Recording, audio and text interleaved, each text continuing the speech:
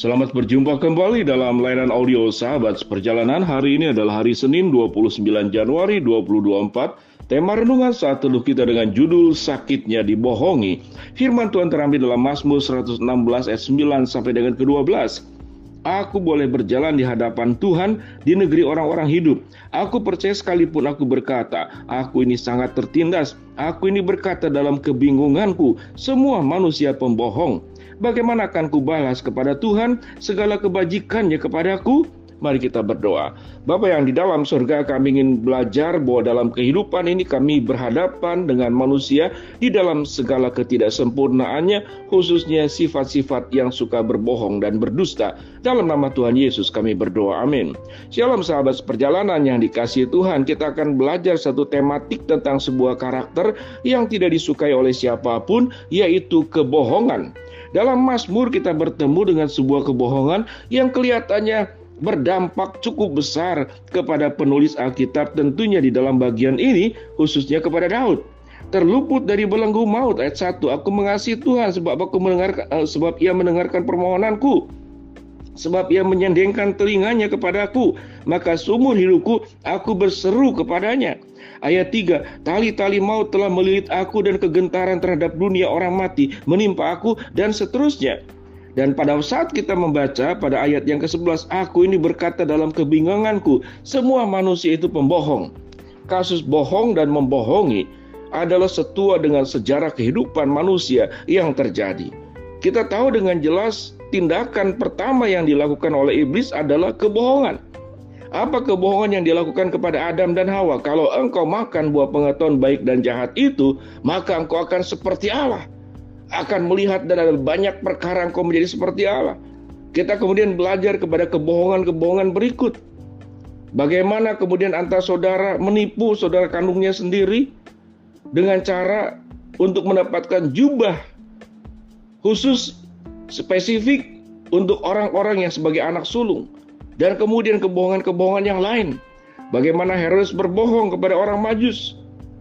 Engkau cari siapa itu raja yang akan dilahirkan. Kalau sudah bertemu, beritahu kepada aku, supaya pun aku pergi untuk menyembahnya. Namun tujuannya adalah untuk membinasakan.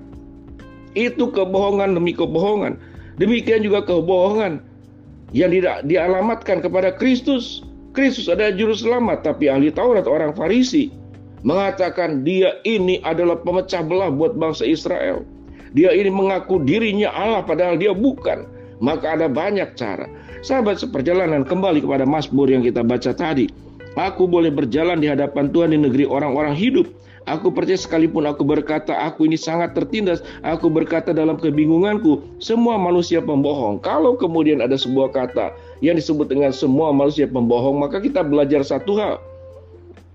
Pengalaman buruk yang dialami oleh seseorang seringkali mengeneralisasi bahwa semua orang itu pembohong.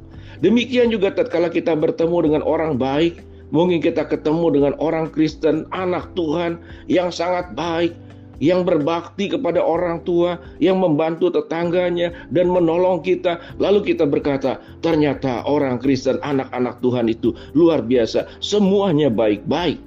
Sewaktu kita bertemu dengan orang baik, tidak kemudian otomatis semua orang menjadi baik. Tatkala kita bertemu dengan orang yang jahat, orang pembohong, orang yang berdusta, dan orang yang suka fitnah, lalu kita menjadi luka batin, kepahitan, dan kita generalisasi. Semua orang itu pembohong, semua orang itu jahat, semua orang itu penipu. Maka ini adalah cara berpikir yang tidak objektif. Mari kita belajar kebenaran firman itu, menempatkan sesuatu itu pada tempatnya. Kalau berbicara tentang penilaian sahabat seperjalanan, maka yang paling pertama yang berhak menilai tentunya manusia. Tentunya adalah Tuhan, bukan manusia. Manusia itu sifatnya hanya bisa mencerna, kemudian memilah. Tetapi menilai, menghakimi itu urusannya Tuhan. Karena kita tidak pernah tahu apa yang ada dalam pikiran manusia. Kita tidak pernah tahu apa yang ada dalam perasaan manusia. Kita tidak pernah tahu apa motif orang mendekati kita. Nampaknya jahat ternyata baik, nampaknya baik ternyata jahat. Nampaknya baik setelah kita bergaul lebih lama, ternyata sangat baik. Nampaknya orang itu biasa saja, setelah kita bergaul lama, ternyata sangat jahat. Maka kita harus bisa menilai, memilah, mengambil sikap kepada semua keadaan. Apakah menilai boleh? Mungkin kalau penilaian itu bukan dalam bentuk menghakimi, sah-sah saja. Tapi penghakiman itu adalah harus kemudian kita memahami situasi dan keadaannya secara objektif. Manusia tidak sanggup. Jangankan kita mengenal hati orang, mengenal hati diri sendiri, seringkali kita pun juga tidak bisa menilai dengan baik. Kembali tentang sakitnya itu dibohongi. Sahabat seperjalanan, apa yang firman Tuhan katakan pada bagian ini? Dikatakan semua manusia itu pembohong. Bagaimana akan kubalas kepada Tuhan segala kebajikannya kepadaku? Di sini diidentikan, kemudian dikontraskan dengan kebaikan Tuhan yang tidak pernah berbohong. Kesetiaan Tuhan yang tidak pernah ingkar. Pemeliharaan Tuhan yang selalu tersedia. Lalu kemudian pemazmur berkata, bagaimana akan kubalas kepada Tuhan segala kebajikannya kepadaku? Aku akan mengangkat piala keselamatan dan akan menyerukan nama Tuhan. Akan membayar nasarku kepada Tuhan di depan seluruh umatnya. Pemazmur di sini tatkala menghadapi kekecewaan dari manusia. Apa yang difokuskan oleh pemazmur di sini? Bukan kepada kelemahan, kekurangan, keberdosaan, sikap-sikap karakter buruk, bohong, dusta, fitnah, menggibah. Tetapi pemazmur langsung memfokuskan pandangannya, langsung memfokuskan pelihatannya kepada Allah yang maha baik. Bagaimana mungkin saya bisa membalaskan segala kebajikannya kepadaku? Lalu kemudian dikatakan, aku akan mengangkat piala keselamatan dan menyerukan nama Tuhan. Akan membayar nasarku kepada Tuhan di depan seluruh umatnya. Berharga di mata Tuhan kematian semua orang yang dikasihinya. Ya Tuhan, aku hambamu, anak dari hambamu perempuan. Engkau telah membuka ikatan-ikatanku. Di dalam setiap persoalan yang dihadapi dalam relasi manusia, yang menimbulkan rasa sakit, kemudian diikuti dengan kepahitan, diikuti dengan trauma, kemudian berdampak buruk kepada orang yang bersangkutan, kehilangan semangat, lalu mencurigai semua orang itu buruk, lalu menilai semua orang itu pembohong, dan kemudian mengkategorikan semua orang itu jahat. Maka ini bentuk ketidakdewasaan. Salah satu ciri orang yang sudah dewasa dan bertumbuh, dia bisa menempatkan segala sesuatu pada tempatnya. Dia tidak akan menilai orang yang baik kemudian sebagai sangat baik, kadang-kadang kemudian dituhankan.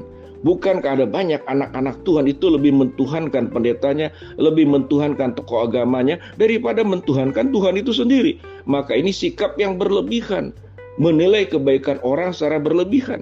Demikian juga tatkala menilai keburukan orang. Orang itu tatkala mungkin berbuat sesuatu yang tidak baik, ada penyebabnya. Karena terpaksa, karena takut, karena terancam, atau karena kebiasaan, atau karena niat yang jahat. Maka motivasi-motivasi itu kadarnya bisa berbeda. Seseorang anak bisa berbohong untuk tidak masuk sekolah, bolos karena dia ingin bermain dengan temannya. Khususnya kalau yang siswa-siswa wanita, sangat mudah sekali untuk berbohong kepada pihak sekolah. Saya tidak masuk sekolah karena sedang dapat. Karena wanita mengalami sebuah sakit bulanan yang terjadi. Maka itu satu alasan yang sangat mudah, baik diucapkan kepada guru, kepada pihak sekolah, ataupun kepada orang tua. Dalam rangka apa? Berbohong dalam rangka tidak mau masuk sekolah. Berbohong dalam rangka dia tidak ingin lelah sekolah terus-menerus. Dia mengambil liburan dengan caranya sendiri, dengan cara berbohong. Sahabat seperjalanan, mari kita belajar menempatkan segala sesuatu pada tempatnya. Kita boleh menilai dengan secara benar, namun tidak menghakimi. Orang yang dewasa, orang yang bertumbuh, dia akan bertumbuh dengan benar dan dia akan terus bertumbuh di dalam kebaikan Tuhan. Bapa dalam surga, demikianlah kebenaran firman lain sudah kami pelajari, berkati kami semua. Hamba berdoa buat sahabat seperjalanan yang sedang sakit, Tuhan jamah sembuhkan. Sahabat seperjalanan yang sedang menghadapi masalah, Tuhan bukakan jalan. Sahabat seperjalanan yang sedang berdoa mengharapkan sesuatu, Tuhan kabulkan dengan cara dan waktunya Tuhan. Dalam nama Tuhan Yesus kami berdoa, amin.